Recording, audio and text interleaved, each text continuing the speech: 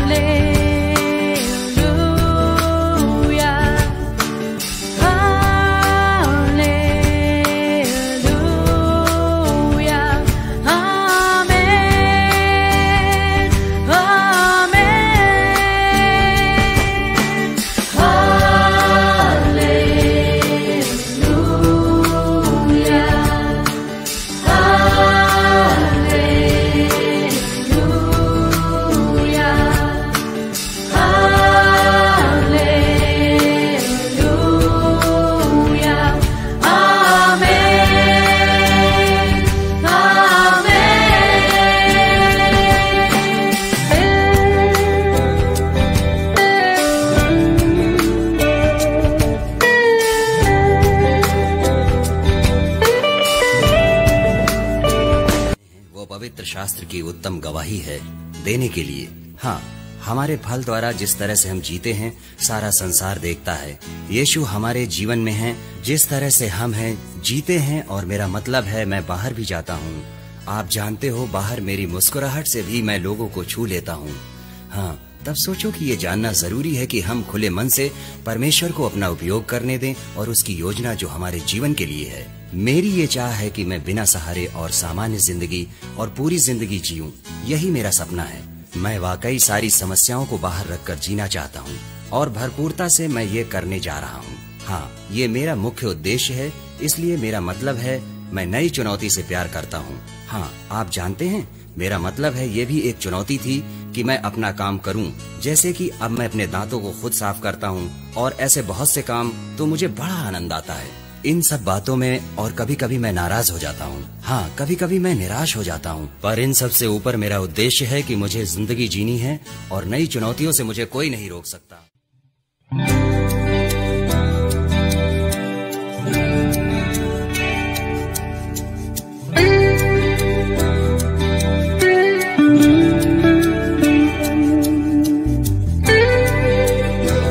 रुकावटों को दूर करने के लिए हमें पहले देखना है कि हम कहाँ हैं और रुकावटें क्या हैं। हाँ, मेरे जीवन में ऐसी बहुत सी चीजें हैं जो बदल नहीं सकती और रुकावटें मेरे जीवन में हैं। उनमें से कुछ तो मेरे नियंत्रण में हैं और कुछ नहीं। स्वाभाविक है, क्योंकि मेरे जन्म से मेरे हाथ पैर नहीं हैं और यही बड़ी रुकावट है। इस रुकावट से उभरने के लिए आपको जानना है कि आप कहाँ हैं और अपने आप को देखना है उस रुकावट से उभर कर, ताकि हमें सच्ची चीजें दिखाई दें कि हमारे पास क्या है और हमारा सबसे अच्छा गुण क्या है। और कभी हार ना माने। मेरा मतलब है उभर जाना। आप जानते हैं, बड़ी समस्या जिससे हमें पहली बार उभरना है। स्वाभाविक है, हाँ, पर जब हम गिर जाते हैं परमेश्वर आता है और हमें फिर से उठाने के लिए सामर्थ्य देता है।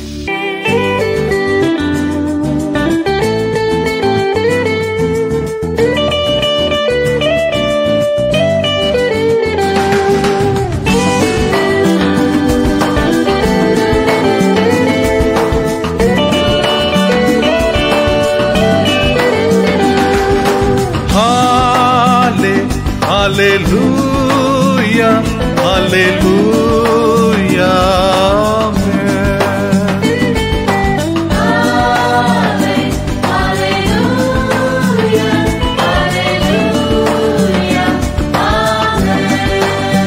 तेरे लिए हम आए हैं, तेरे लिए ये जगह है, तेरे लिए ये ज़मीन है, तेरे लिए आसमां है, तेरे लिए, तेरे लिए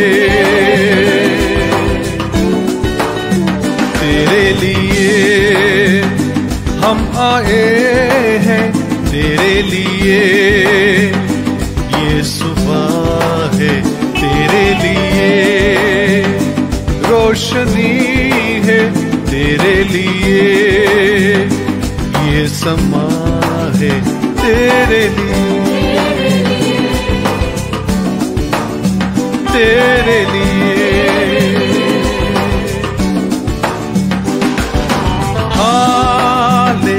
हालेलुया, हालेलुया,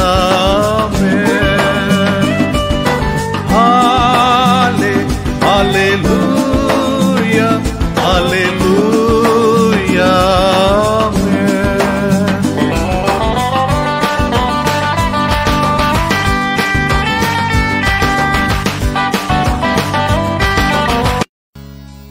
इस सुबह आप लोगों के साथ होना एक सौभाग्य है।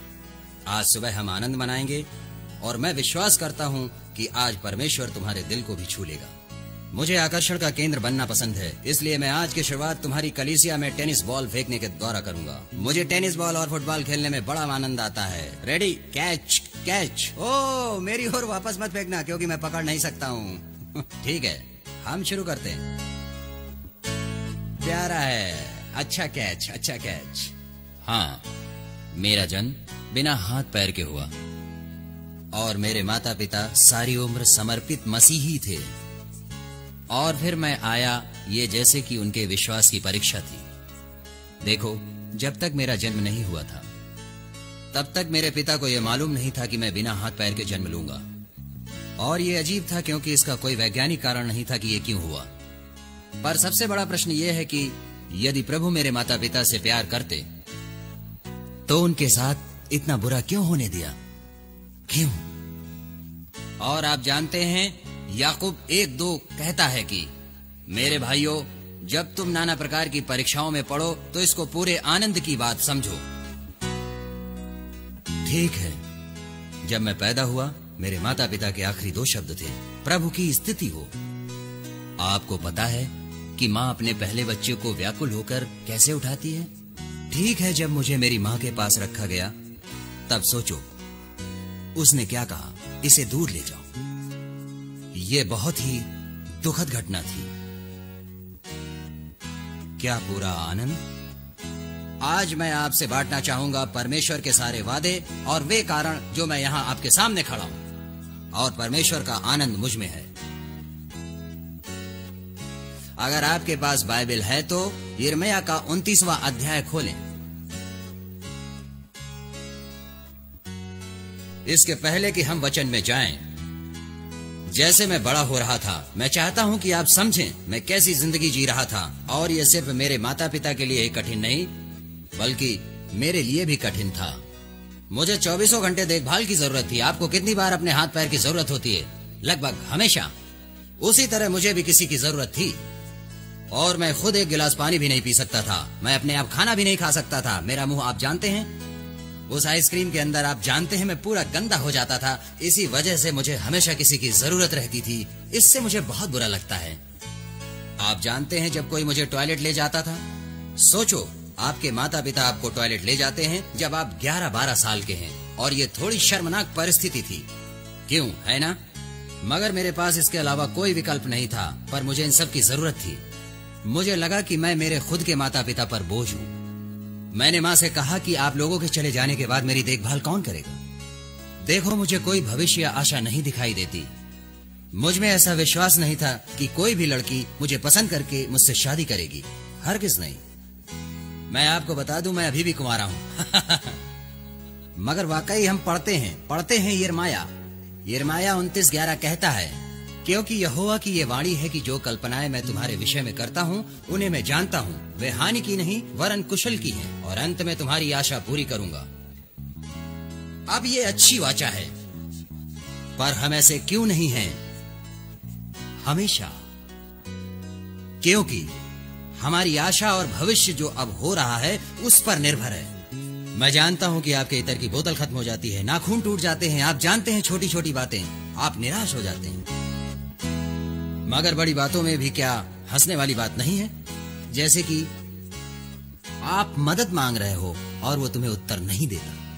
ठीक है, मैं आपसे ये वचन कुछ क्षणों में बांटना चाहूंगा, पर क्योंकि मैं वाकई ध्यान चाहता हूँ, मैं कुछ और दिखावा करना चाहता हूँ। ठीक है, स्कूल में मैंने अपने पैर से लिखना सीखा। ये एक सामान्य पेन है जो प्लास्टिक होल्डर में मेरे पैर में है। लिखना अच्छा लगता है, चित्र बनाना अच्छा लगता है। मैंने कंप्यूटर में टाइप करना भी सीखा, एड़ी अंगूठे से करीब 43 शब्द 1 मिनट में। अच्छा है ये एक पेचीदा बात है। ठीक है, मुझे मेरे मित्र को फोन करना है। Thank you, good morning. आपकी चेतावनी के लिए ये शायद पहली बार में नहीं होगा, मगर क्या होगा जब हम असफल होंगे। फिर से शुरू करते हैं। क्या होता है जब हम असफल होते हैं? कोशिश करो। बहुत अच्छा, चलो शुरू करें। ध्यान दें, देखिए। हे, ये अच्छा था।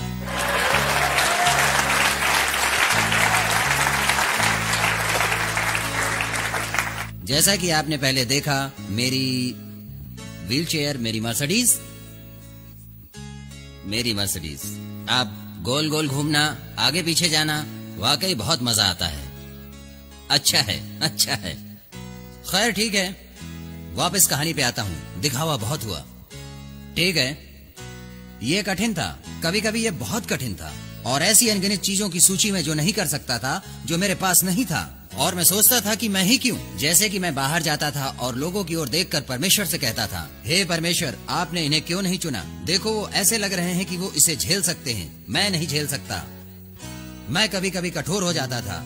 मैं अपना जीवन समाप्त करना चाहता था 10 साल की उम्र में ही। मैं कुछ नहीं देख पाया, लेकिन वो सब बातों में से जो मैं नहीं कर सकता था, आप जानते हो सबसे दुखद ख्याल क्या था? जब मैं समंदर के किनारे जोड़ों के हाथों में हाथ डाले देखता था। जानते हो मैं क्या सोचता था? मैं ये सोचता था कि मैं अपनी पत्नी का हाथ कभी नहीं पकड़ पाऊंगा। मैं कभी भी अपने बच्चों को अपनी बाहों में नहीं ले सकूंगा। आप जानते हैं, मैं उन्हें रोने पर चुप भी नहीं करा सकूंगा।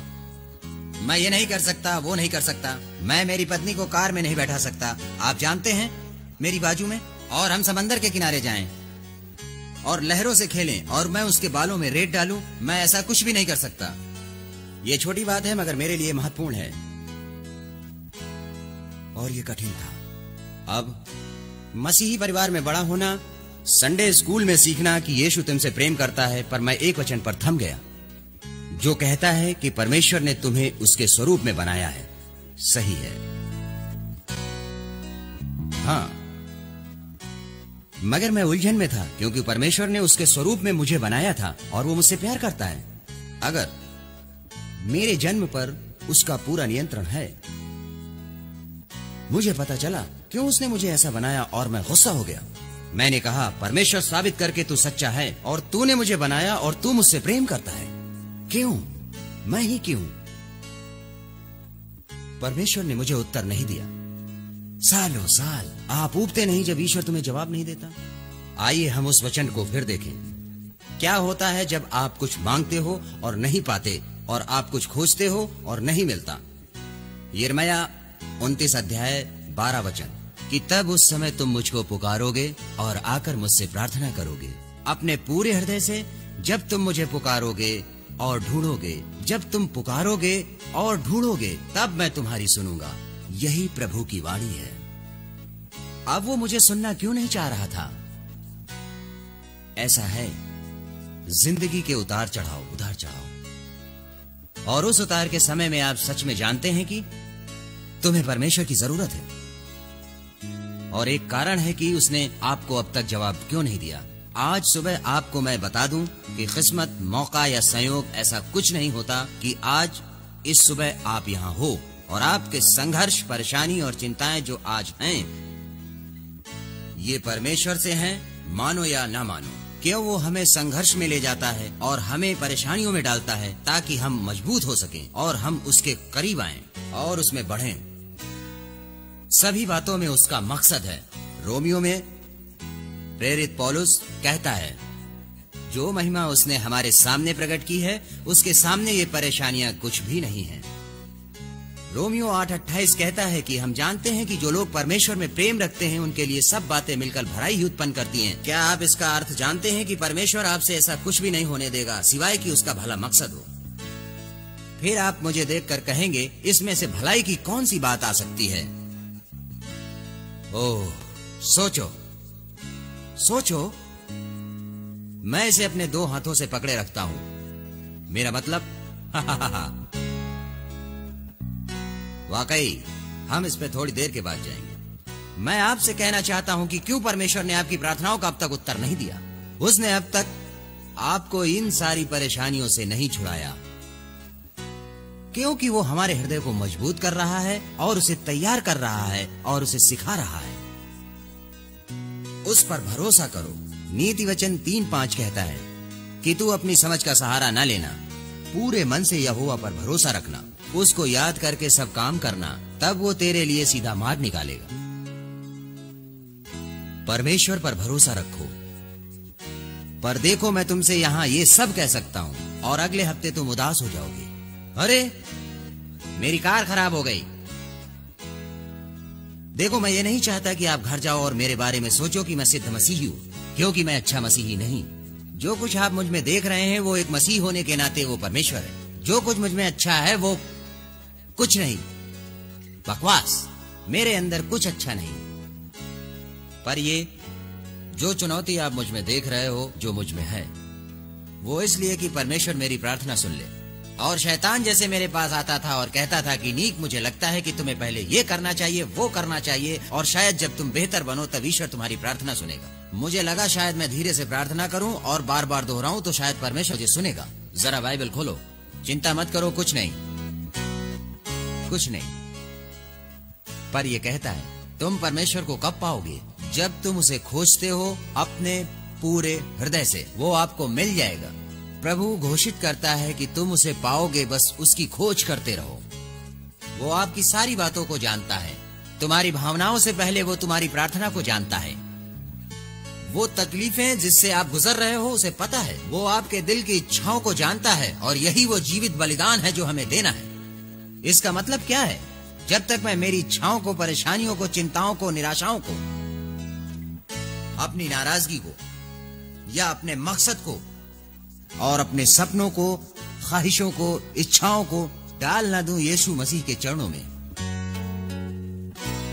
पर मैं अब भी उलझन में था, क्योंकि यदि परमेश्वर इतना अच्छा है और सिद्ध है, मेरे लिए योजना है, तब उन्होंने मुझे ऐसा क्यों बनाया? वो मेरे साथ क्या कर सकता है? आप भी शायद ऐसा सोचते होंगे। मैं वो सब भी बताऊंगा। मगर जब मैं 15 साल का हुआ, मेरे साथ ऐसा ही हुआ। हम यूहन्ना की किताब 9वां अध्याय बाइबल क्लास में देख रहे थे और वहाँ पर यीशु चेलों के साथ एक जन्म से अंधे व्यक्ति के पास जाते हैं।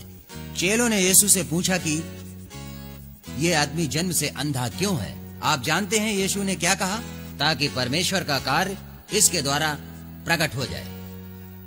अब 15 साल की उम्र में मैं ये समझ नहीं पाया। हम पढ़ते हैं, देखिए क्या होता है। यीशु ने मिट्टी में थूका, उसे साना अंधे व्यक्ति की आंखों पर लगाया, आंखों को अभिषेकित किया, उसे नदी में धोने को कहा और देखो क्या हुआ, वो आदमी फिर से देखने लगा। प्रभु की स्तुति हो। अब यहाँ पर भीड़ की प्रतिक्रिया नहीं, सिर्फ फरीसियों की प्रतिक्रिया के बारे में बताया है। और मैं आपसे कहता हूँ और 100% विश्वास से कहता हूँ कि अगर कोई ये चमत्कार देखता है तो कम से कम एक व्यक्ति जरूर विश्वास करेगा वो देखने के बाद। आइए इस बारे में सोचें। अगर परमेश्वर मुझे अभी हाथ पांव दे दे तो आप आश्चर्य से कहोगे वाह, हम हमेशा के लिए बदल जाएंगे, है ना? तो मेरे पास ये अजीब योजना थी कि मैं दौड़ कर जाऊं और परमेश्वर से पूछूं कि ये योजना कैसी है। मैंने कहा मुझे हाथ और पैर दे दो। मैं टीवी पर जाऊंगा और ओपरा विनफ्री शो में भी जाऊंगा। मतलब कि मैं कुछ भी करूंगा आपके लिए। मैं अपना स्कूल छोड़ूं जो सुनने में अच्छा लगता है, सेवकाई करने के लिए जाना, दुनिया के छोर तक जाना, बस आपके लिए जाना। उसने उत्तर नहीं दिया। मैंने कहा प्रभु ये तो अच्छा विचार है। मैंने सोचा ये जरूर आपकी इच्छा होनी चाहिए। कुछ नहीं।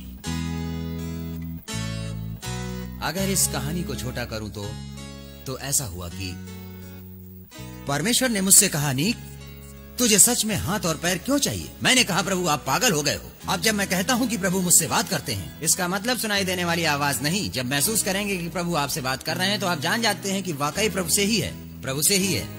और अगर आप नहीं जान पाते तो प्रभु आपको अनुग्रह दे कि आप जान पाएं, और इसके लिए आपको प्रभु से मांगते रहना है। उसने पूछा कि क्यों तुम्हें हाथ पैर चाहिए? मैंने कहा प्रभु मैं पागल हो जाऊंगा अगर मेरे हाथ पैर होंगे, मेरी सारे सपने सच हो जाएंगे, मुझे अपनी पत्नी से प्यार जताने में कोई मुश्किल नहीं होगी, सच में मुश्किल नहीं। लेकिन प्रभु सच में मुझे एक जीवित गवाही बनना है आपके सामर्थ, अनुग्रह और प्रेम की। मुझे दुनिया के छोर तक जाना है, तो जब तुम मुझे हाथ पैर दोगे तो मैं सबको साबित कर सकूंगा कि तुम सच्चे हो, और मैं सारे संसार से कहूंगा कि तुम चाहे कोई भी परिस्थिति से गुजर रहे हो, परमेश्वर उसे जानता है और अपने समय में वो तुम्हें बाहर निकालेगा। उसके समय में, हमारे समय में नहीं, क्योंकि ऐसी कुछ बातें हैं जो वो हमें सिखाना चाहता है। वही भरोसा हमारे हृदय में होना चाहिए। लोग मुझसे पूछते हैं कि निक तुम्हें ताकत कहां से मिलती है? प्रभु का आनंद ही मेरी ताकत है। आप जानते हो इसका क्या अर्थ है? खुशी और आनंद में क्या फर्क है? खुशी का मतलब जब आपके जीवन में सब कुछ अच्छा हो रहा हो। आनंद, आनंद, परमेश्वर का आनंद ये जानना है कि चाहे कुछ भी हो जाए, परमेश्वर आपके साथ है और आपको कभी नहीं त्यागेगा। वो तुम्हें कभी नहीं छोड़ेगा। तुम्हारे जीवन में कठिन समय आते हैं, आपके जीवन में कई तूफान हैं और वो शायद आपके काबू में नहीं हैं। और परमेश्वर शायद उस तूफान को नहीं रोकेगा, परंतु तूफान समाप्त होने तक संभालेगा। और वो आशा जो मसीह में हमें है, उसी कारण मैं मुस्कुरा कर आपसे कह सकता हूँ कि परमेश्वर मुझसे प्रेम करता है और आपसे भी। आप जानना चाहते हो महिमा जो इसमें प्रकट हुई है? मैं ये अंत में बताने वाला था, लेकिन ये इतना अच्छा है कि मैं तुम्हें अभी बताऊंगा। मैं पिछले 2 साल में 3 बार अमेरिका जा चुका हूँ, ठीक है? और मैंने अकाउंटिंग और फाइनेंशियल प्लानिंग में डबल डिग्री प्राप्त की है। मैं कहीं काम नहीं करूंगा क्योंकि मैं विश्वास करता हूँ कि मैं बहुत लोकप्रिय बनूंगा, एक अंतर्राष्ट्रीय प्रोत्साहन वक्ता।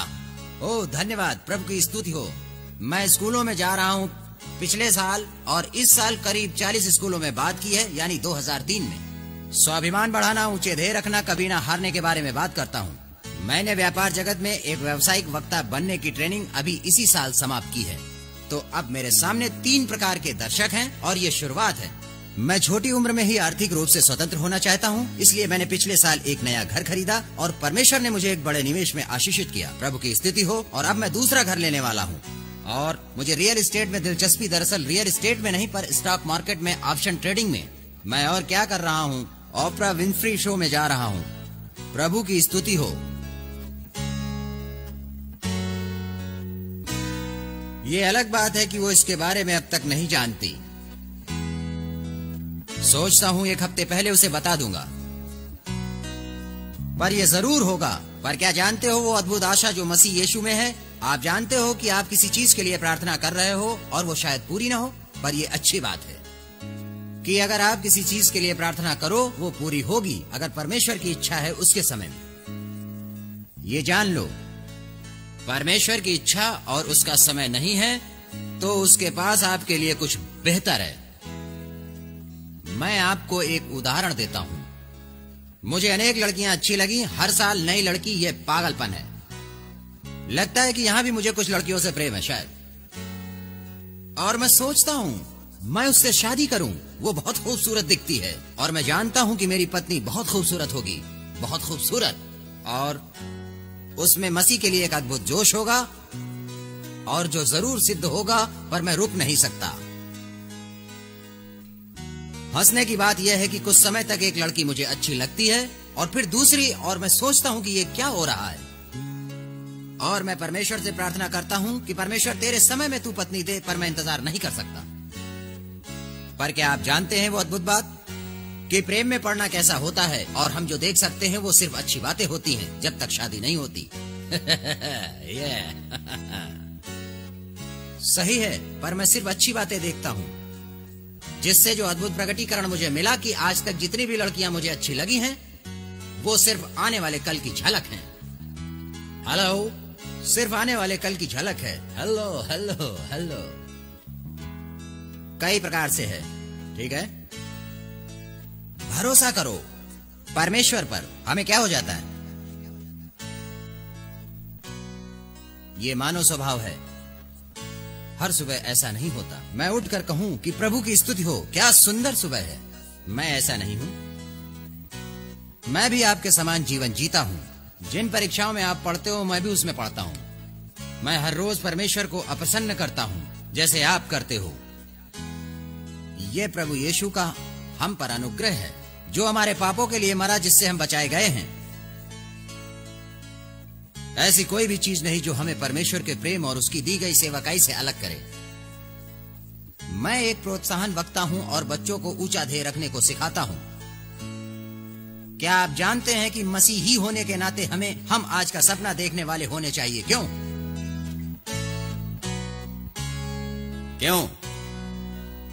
फिलिपियो अध्याय 4 वचन 13। यीशु के द्वारा मैं सब कुछ कर सकता हूं जो मुझे सामर्थ्य देता है। सब कुछ, कोई भी कार्य पूरा करने के लिए, कोई भी कार्य। हाँ, मेरा आपसे प्रश्न यह है कि आपका सपना कितना बड़ा है? आपका सपना कितना बड़ा है? अगले सप्ताह आपकी सेवकाई कितनी बड़ी होगी? कितनी बड़ी? 10 साल बाद, 20 साल बाद? जब हम सेवकाई की शुरुआत करते हैं, हम दो बातें गलत करते हैं। सबसे पहले, अगर मैं कहता हूं कि मेरा सपना और लक्ष्य एक वक्ता बनना है, अब हम देखना है कि मैं किस प्रकार का वक्ता हूं। अगर मैं 10,000 लोगों के सामने घबरा जाता हूं या मैं पृथ्वी के दूसरे छोर तक यात्रा करता हूं, सही सोचे तो ठीक है। अगर मैंने अच्छी तरह समझाया तो आप समझते हो, यही हम करते हैं। देखने के लिए हम कितनी दूर जा सकते हैं, हमारी काबिलियत कितनी है, हम क्या कर सकते हैं। नहीं, आपकी सेवकाई में अगर आपको सामर्थ्य देखना है तो आज से अपनी काबिलियत पर ध्यान न दें, पर आपकी उपस्थिति पर ध्यान दें। जब आप परमेश्वर के कार्य के लिए अपने आप को उपस्थित रखते हो कि वो आपके द्वारा अलग अलग सेवकाई से दुनिया के कोने कोने तक पहुँचे, तो सोचो क्या होगा, सोचो क्या हो सकता है। मैं आपको कुछ बेहतरीन बातें बताऊंगा जो होंगी, क्योंकि वो मेरे साथ हो रही हैं और ये सिर्फ शुरुआत है। और दूसरी बात जो हम सेवकाई में गलत करते हैं वो ये है कि मैं सेवकाई करने वालों को काफी ऊंचे स्तर पर देखता था, क्योंकि वो दुनिया के कोने कोने तक जाते थे जहां बीमारियां और गंदगी होती हैं। फिर भी वे कार्य करते हैं और वे इसके द्वारा प्रभु की महिमा करते हैं। तो मेरी सूची ये है, मेरी सूची में सबसे ऊपर सेवकाई करने वाले हैं, फिर प्रचारक और फिर संडे स्कूल टीचर, फिर आप जानते हो दादी और बच्चे, सभी क्रम में। देखो, वो गलत है, परंतु अनजाने में हम गलती कर बैठते हैं। ये कितना गलत है। अगर परमेश्वर ने तुम्हें सेवकाई में कुछ करने बुलाया है तो आप अपने पूर्ण हृदय से सेवा करो। परमेश्वर आपको आशीष देगा, आपकी सेवकाई को मूल्य देगा और इतनी हद तक मूल्य देगा जिसकी कोई सीमा नहीं। आप जानते हो सेवकाई क्या होती है? एक अजनबी को मुस्कुराना, प्रेम। कुछ लोगों को सेवकाई का दान होता है, कुछ को प्रचार का, कुछ प्रार्थना योद्धा, माँ जैसा प्रेम देना दूसरे बच्चों को। यही नैसर्गिक सेवकाई है। इसके लिए प्रभु की स्तुति हो। सही मार्ग में आने के लिए परमेश्वर हमारी मदद करता है, हमें हमारी सेवकाई में रहने की याद दिलाता है। जब आप निराशा में सोचते हैं कि अब क्या होगा, प्रभु आप कहाँ हो? कभी कभी आप समझते हैं कि आप परमेश्वर से कितने दूर हो गए हैं, और कभी महसूस होता है कि आप परमेश्वर के मन में आखिरी व्यक्ति हो, क्योंकि मेरे साथ जो हुआ था, इसलिए मेरे सामने ये चुनौती आई कि मैं कुछ गलत कर बैठता था और आखिर में जाकर क्षमा मांगता था। मुझे बहुत अच्छा लगता था और मैं संत याकूब बन जाता था। मैं जानता था कि मुझे क्षमा मिल चुकी है, मुझे ये भरोसा था। और दूसरे दिन सोचो, नीक वही कार्य फिर करता था। शैतान मुझसे कहता था, क्या तुम परमेश्वर के संबंध के बारे में गंभीर हो? क्या प्रभु तुम्हारे जीवन का प्रेम है? परमेश्वर तुमसे ये नहीं सुनना चाहता, तुम उसे पहले ही नाखुश करके गाली दे चुके हो। वो झूठ है। जब तक हम धर्म के भूखे प्यासे रहेंगे, कोई भी परमेश्वर और हमारे संबंध को नहीं तोड़ सकता। क्यों वो ऐसी स्थिति बनाकर हमें चुनौती देता है? क्यों वो बार बार हमें चुनौती देता रहता है? पहली बात हम याद रखें कि हम उसके बिना कुछ नहीं हैं, और दूसरी बात कि हम दूसरों की मदद करें और उन्हें प्रोत्साहित करें। यही कारण है, ये हमारी अच्छाई के लिए है, ये महिमा है, यही महिमा है।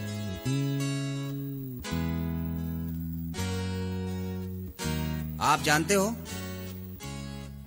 अद्भुत, मेरा सपना, मैं यहां खड़ा होकर ये कह सकता हूं कि बड़ा सपना देखो।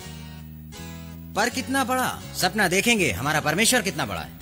कभी कभी हम परमेश्वर को छोटे बक्से में डाल देते हैं। हमारा परमेश्वर कितना बड़ा है। आप जानते हो कि हम परमेश्वर को बक्से में डाल देते हैं और कहते हैं ये समस्या बड़ी है और ये छोटी है। हम प्रभु को बक्से में डाल देते हैं। आप जानते हो कि हमेशा वो अपना सर बाहर निकाल कर कहेगा कि मैं यहाँ हूँ। वो खुद बक्से के बाहर कभी नहीं आएगा। आपको उसे उस बक्से से बाहर निकालना है। मैं प्रार्थना करता हूँ कि जैसे मैं मेरे परमेश्वर को बड़ा देखता हूँ, वैसा आप भी देखो, क्योंकि वो बड़ा है। मैंने स्कूल में बच्चों से पूछा कि तुम्हें ब्लैंक चेक की अद्भुत बात पता है? हेलो तुम जितनी चाहे उतनी रकम लिख सकते हो। तो बच्चों से पूछा कि तुम्हें कितना पैसा चाहिए? हो, मैं $10 लाख लूंगा। ओके, ज्यादा क्या? ओके, कहता है $550, सॉरी $555 करोड़। मैंने कहा नहीं, और आखिर में किसी ने कहा अनगिनत। आप जानते हो अनगिनत क्या है? लड़कियां, तुम तैयार हो? शॉपिंग के लिए तैयार हो? अनगिनत, अनगिनत का मतलब है $1000 करोड़ हर एक क्षण में। मैं जानता हूं। वो आप इन सब पैसों का क्या करोगे? आप 10 बार हार्ट अटैक से मर जाओगे। पर आप क्या करोगे? आपको जो कुछ भी चाहिए आप जाकर खरीद कर लाओगे। 10,000 मर्सिडीज, बड़े बड़े महल, जो चाहिए वो। कहोगे कि नीक सभी लक्ष्य और सपने आखिर में इन पैसों से पूरे हो जाएंगे। सही है, ओके। कहने के लिए सभी जो यहाँ पर बैठे हैं उनको $1000 करोड़ हर क्षण में नहीं मिलेगा, पर आपको मिलते भी हैं तो कृपा करके मुझे फोन लगाइएगा। मैं जीवन भर आपका अकाउंटेंट बन जाऊंगा। हंसने की बात नहीं, मैं सच कह रहा हूँ। ओके, मेरे पास बिजनेस कार्ड है। किसको चुटकुला सुनना है? कोई मुझे हाथ देना चाहेगा? मेरे पास एक डॉक्टर है जो राह देख रहा है। मैं ऐसे ही मजाक कर रहा था।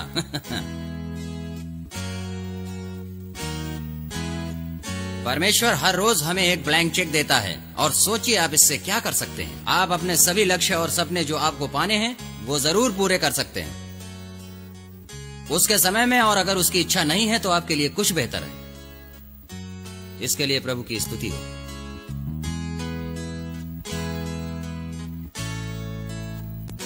मैंने जैसे आप जानते हो संघर्ष किया इस चिंता से कि मेरी कभी भी शादी नहीं होगी, कि मैं मेरी पत्नी का हाथ कभी भी नहीं पकड़ पाऊंगा, एक परिवार होने का और भविष्य होने का। परंतु मेरे जीवन को देखते हुए मेरी पत्नी पाने के लिए जो प्रार्थना है वो मेरे जीवन की सबसे बड़ी अभिलाषा ये है कि मैं हर रोज परमेश्वर के लिए जीवित बलिदान बनूं। और आप जानते हो हम मनुष्य हैं और हम हारते हैं, पर सिर्फ उसके साथ चलते रहें। फिर मेरे जीवन की दूसरी बड़ी अभिलाषा पत्नी पाना नहीं है, मेरी पत्नी से मिलना है और जानना है कि यही वो है, और शांति और आनंदित जीवन हमें मिले जिससे हम जीवन में खुश रह सकें। वैलेंटाइंस डे 14 फरवरी हर साल पिछले 7 या 8 सालों से मैं निराश था, क्योंकि सभी सुंदर लड़कियों के पास ट्रक भर करके गुलाब होते थे और सभी खूबसूरत लड़के लंबे और स्फूर्ति से भरे बड़े बाजुओं वाले लड़कों को भी गुलाब मिलते थे, पर मुझे एक भी नहीं मिला।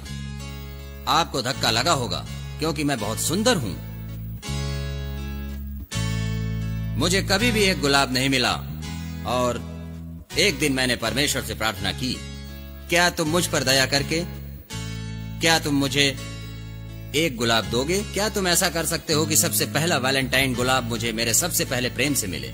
अब तक मुझे गुलाब नहीं मिला, पर मैं विश्वास करता हूँ कि ये जरूर होगा, लेकिन शायद ही मुझे मेरा सच्चा प्रेम पहले ही मिल चुका है।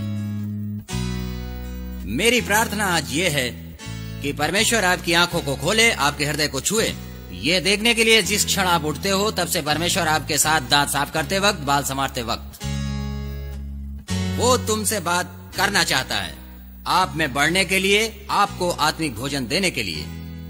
यही है मसीह के साथ हमारी रोज की यात्रा। आप जानते हो व्यस्त होने का क्या अर्थ है? उसका अर्थ है शैतान के बोझ तले रहना। मैं परमेश्वर के लिए व्यस्त हूँ, आप शैतान के बोझ तले हो। ये अच्छा है, ये मेरा खुद का विचार नहीं है, पर ये अच्छा है। शैतान के बोझ तले रहना, परमेश्वर के लिए ज्यादा व्यस्त ना हो। मैं प्रार्थना करता हूँ कि वो आपकी आंखों को खोले, आप उसके सुंदर चेहरे को देखें और उसके सुंदर मुस्कुराहट को देखें। दाहिना हाथ आपकी ओर बढ़ाता है और उसके कोमल उंगलियों में वो गुलाब पकड़े हैं, और वो आपसे कहता है, क्या तुम मेरा पहला प्रेम बनना चाहोगे? कठिनाई में क्या तुम मुझ पर भरोसा रखोगे? जब तुम्हें आराम चाहिए, जब तुम अकेला महसूस करते हो, परमेश्वर चाहते हैं कि आप अपना वैलेंटाइन डे उसके साथ मनाएं। वो प्रत्येक दिन आपके साथ बिताना चाहता है। परमेश्वर के साथ थोड़ा समय बिताओ, क्योंकि वो आपको बहुत चाहता है। वो आपसे बेहद प्यार करता है। इसी कारण उसने अपने इकलौते पुत्र को हमारे लिए बलिदान किया। अंत करने से पहले मैं प्रभु यीशु के क्रूस के बारे में बताना चाहता हूं। मैंने मुंबई में 10 चैलेंज टीम को पिछले साल बताया। अद्भुत, अद्भुत। प्रभु की स्तुति हो। आत्माओं को छुआ और मैंने अपनी बात खत्म की और तब एक पुरुष, बुद्ध, अद्भुत पुरुष मेरे पास आया और कहा, नीक मेरे पास कुछ विचार हैं जो प्रभु से हैं। मैंने कहा ठीक है। उसने कहा, शरीर में हाथ पांव का ना होना बोझ है। कई बार आपका क्रूस उठाना बहुत भारी है। जब ये होता है, याद रखें आपकी सेवकाई और प्रभु यीशु के क्रूस को देखिए। और उसका दायां हाथ अब क्रूस पर है। निक आपके पास दायां हाथ नहीं है जो क्रूस पर खिले से ठोका जाए। आप देखिए बायां हाथ जिसे क्रूस पर ठोका गया है। निक, तुम्हारे पास बायां हाथ नहीं है जिसे क्रूस पर ठोका जाए। फिर उस पांव को देखिए जिसे क्रूस पर ठोके गए हैं। वो कीले से ठोके गए हैं। तुम्हारे पास पांव नहीं है जिसे कीले से ठोका जाए। प्रभु ने जिस रूप में आपको बनाया है, यह निर्धारित नहीं करता कि आप क्रूस पर चढ़ सकें, क्योंकि यीशु आपके लिए क्रूस पर चढ़े। आप यीशु के एक सीमित अंग हो जो बाहर जाकर प्रभु का सुसमाचार फैलाएगा, जैसा किसी ने सपने में भी नहीं सोचा।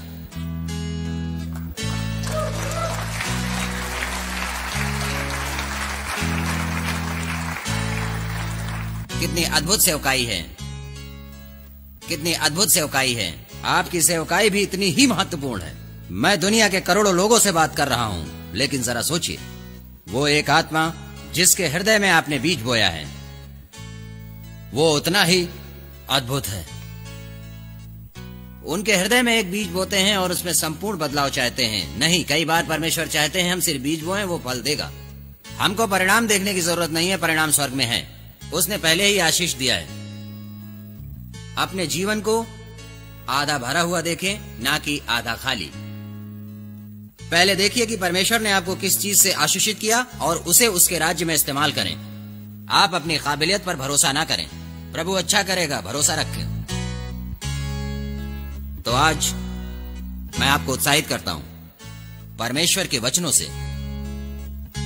आज क्यों हम मुस्कुरा सकते हैं? आज हमारे पास आशा क्यों है? इस भवन से हम शांति क्यों लेके जा सकते हैं? क्योंकि परमेश्वर यहां है और आप में जीवित है। वही आत्मा जो प्रेरित पौलुस में थी, वही आत्मा आप में है। विश्वास करो। चलो, परमेश्वर के साथ चलो। मैं एक बार फिर बताना चाहता हूं, ऐसी कोई चीज नहीं जैसे किस्मत, मौका और संयोग जो कि आप आज यहां हैं, कि आप यहां पृथ्वी पर हैं और आप मुश्किलों से गुजर रहे हैं। परमेश्वर के पास आपके जीवन के लिए अच्छी योजना है, अच्छा मकसद है। क्या आप भरोसा करोगे? क्या तुम अपना जीवन उसको पुनः समर्पित करोगे? अगर आपने आज तक अपना जीवन मसीह को नहीं दिया या अब तक, तो अभी भी परमेश्वर आपको बुला रहे हैं। वो आपको एक लंबे समय से बुला रहे हैं। मैं आपको कहना चाहता हूं कि ऐसा कुछ नहीं जो आपको परमेश्वर के करीब आने से रोक सके। आज यह महत्वपूर्ण नहीं कि आपका परमेश्वर के साथ कैसा रिश्ता है। वो आपको चाहता है, वो आपको बहुत चाहता है और वो ये जानता है कि दिल से आपको उसकी जरूरत है। जब आप टूट जाते हैं तो यीशु का बलिदान याद करो जो उसने हमारे लिए किया। ये सिर्फ एक झलक है जिससे वो गुजरा। नहीं, हम उसके बगैर हमारे जीवन में कुछ नहीं। अगर मेरे जीवन में परमेश्वर नहीं होते और मैं यीशु से नहीं मिलता मेरे जीवन में, तो मैं आज यहां ना होता। इस बात का मैं आपको पूर्ण आश्वासन दिलाता हूँ अपने पूर्ण हृदय से, मैं अपना जीवन पहले ही समाप्त कर चुका होता। किस चीज से संघर्ष कर रहे हो और किसके इंतजार में हो? क्या आप परमेश्वर के प्रकटीकरण का इंतजार कर रहे हो? और कितना चाहते हो कि परमेश्वर अपने आप को प्रकट करे? उसने अपने इकलौते पुत्र को भेजा, और हम कितना मांग सकते हैं? इससे बड़ा कोई उपहार नहीं कि पवित्र आत्मा आप में बसना चाहती है। अगर आपको प्रार्थना की जरूरत है तो खड़े हो जाएं। अगर आप अपना जीवन यीशु को देना चाहते हैं आज, तो फिर आगे आइए, और यीशु आपके हृदय को छू रहा है। Praise the Lord. प्रभु की स्तुति हो। अभी हमने जो निक भाई की गवाही सुनी है, उससे हम जरूर प्रेरित हो चुके हैं, और परमेश्वर के महानता से जैसे हमारा दिल उभर आया है। निक भाई के ना तो हाथ है ना तो पैर है, लेकिन आप सब अपने शरीर की ओर देखो। हमारे हाथ है, शरीर के हर अंग तंदुरुस्त है, कोई शारीरिक कमियां नहीं है। और अगर एक व्यक्ति अपनी इतनी सारी कमियों के बावजूद भी परमेश्वर के राज्य के बढ़त के लिए दुनिया भर जा सकता है, और आप और हम, आप सोच सकते हैं कि कई गुना कार्य कर सकते हैं। परमेश्वर के वचन में लिखा है, मैंने इस दुनिया के मूर्खों को इसलिए चुना है ताकि बुद्धिमानों को लज्जित करूं, और इस दुनिया के कमजोरों को इसलिए चुना है ताकि जो लोग अपने आप को शक्तिमान समझते हैं मुझ पर निर्भर होना सीखें। क्या निक भाई की इस गवाही से आपको चुनौती नहीं मिली है? हम सबको चुनौती जरूर मिली है, और हम इस निर्णय को लेना चाहते हैं। प्रभु, इसके आगे हमारा जो भी समय है, आप प्रभु यीशु वापस आने तक आपके कार्य में हम लगे रहेंगे।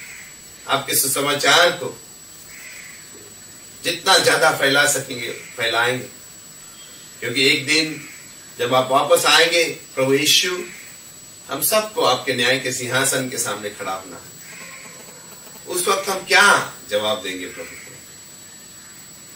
तो क्यों ना हम सब मिलकर पश्चाताप करें पहले हमारे ठंडेपना के लिए, और फिर एक नए जोश को लेकर प्रभु के सामर्थ को, अंदरूनी सामर्थ को पाकर एक निर्णय लें कि इसके आगे पिता, हमारा जो भी जीवन है पूरी तरह से आपको हम समर्पित करते हैं आपके राज्य के बढ़त के लिए, ताकि प्रेरित पौलुस के जैसे हम भी एक दिन कह सके कि मैंने मेरी दौड़ दौड़ी है, मेरा विश्वास को बनाए रखा है और अपना कार्य पूरा किया है। क्या वो समय होगा जब हम हमारे उद्धारकर्ता प्रभु यीशु मसीह, राजाओं के राजा, उनके स्वर्गीय सिंहासन के सामने खड़े होंगे और उनसे सुनेंगे, शाबाश मेरे होनहार सेवक, आओ और मेरे पिता के राज में आनंद मनाओ। जैसे आज इस निक भाई की गवाही के द्वारा हम प्रोत्साहित हुए हैं, सब मिलकर एक निर्णय लेंगे, प्रभु इस चुनौती को हम स्वीकारते हैं, और इसके आगे सारे राष्ट्रों में जाकर जहां आप हमें ले जाएंगे, हम सुसमाचार सुनाएंगे, लोगों को शिष्य बनाएंगे, और आप वापस आने तक उनको बनाए रखेंगे। आइए हम सब खड़े हो जाएंगे और अपने जीवन को समर्पण करने की प्रार्थना करेंगे। पिता परमेश्वर, प्रभु यीशु मसीह के महान नाम से इसी वक्त हम आज निर्णय लेते हैं सब मिलकर कि हमारे जीवन का हर पल हम आपकी सेवकाई में लगाएंगे, और अपने दिलों को जांच कर कहते हैं पिता कि हमने जो समय गंवाया है इसके आगे हम उसे नहीं गंवाएंगे। सब मिलकर ये हम निर्णय लेंगे ताकि प्रभु उसको स्वीकार करें। प्रभु हमारे शरीर को, हमारे जीवन को एक जीवते बलिदान के दाएं हम आपको समर्पित करते हैं। धन्यवाद प्रभु यीशु। Thank you Jesus.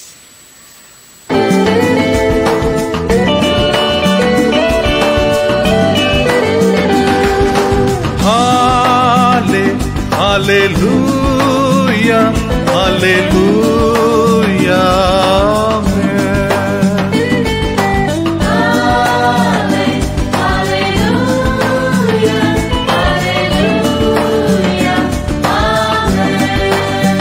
तेरे लिए हम आए हैं, तेरे लिए ये जगह है, तेरे लिए ये ज़मीन है, तेरे लिए आसमां है, तेरे लिए,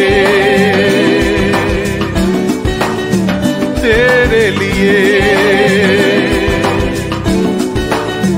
तेरे लिए हम आए हैं, तेरे लिए ये सुबह है, तेरे लिए रोशनी है, तेरे लिए ये समा है, तेरे लिए, तेरे लिए।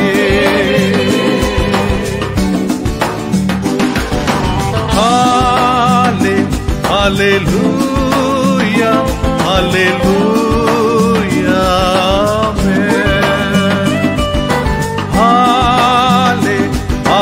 Hallelujah hallelujah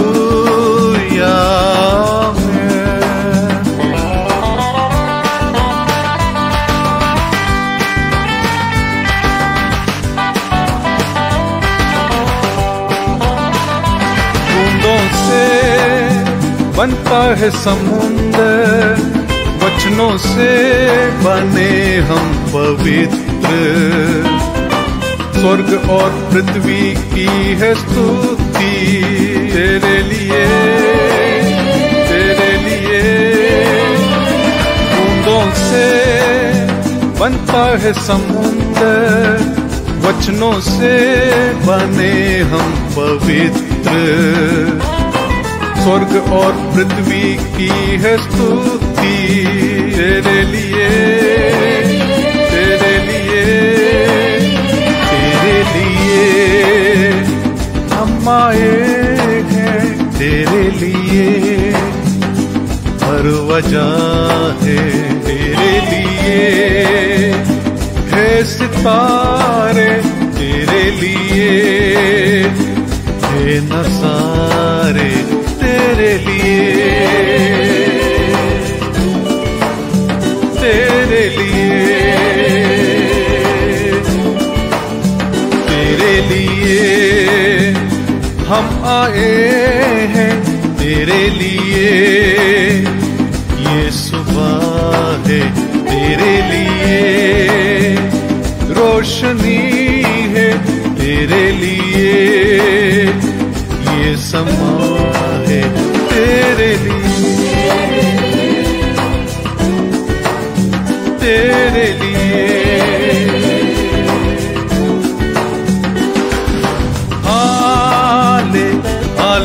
hallelujah hallelujah